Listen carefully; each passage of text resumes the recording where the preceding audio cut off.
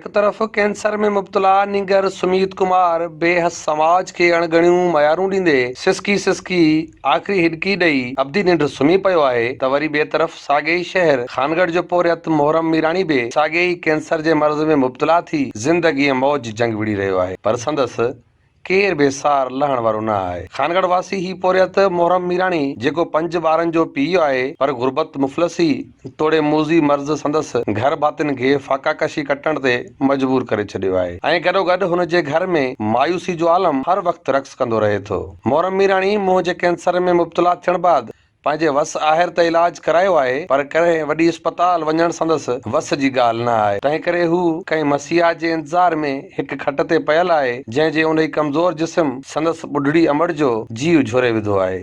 मां मज़ूरी कंदो आहियां, बचा पालींदो आहियां। हाणे मां वटि जेकी वसियत हुई मां पंहिंजी सॼी इन ते बीमारी ते लाहे बीठो आहियां।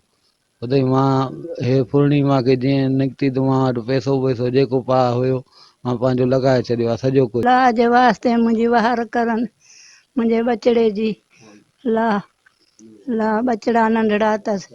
कानपुर मार तोड़े खानगढ़ जे सरंदी वारनि खे घुर्जे त हिन पोरे जे इलाज लाइ अॻिते अचनि। ईअं न थिए जो हिंदू निगर सुमीत कुमार वांगुरु ही पोरियत बि ज़िंदगी जी जंग हाराए वेहे। कैमरामैन अली जान सां गॾु साहिल काज़ी, सिंध टीवी न्यूज़, खानपुर महर।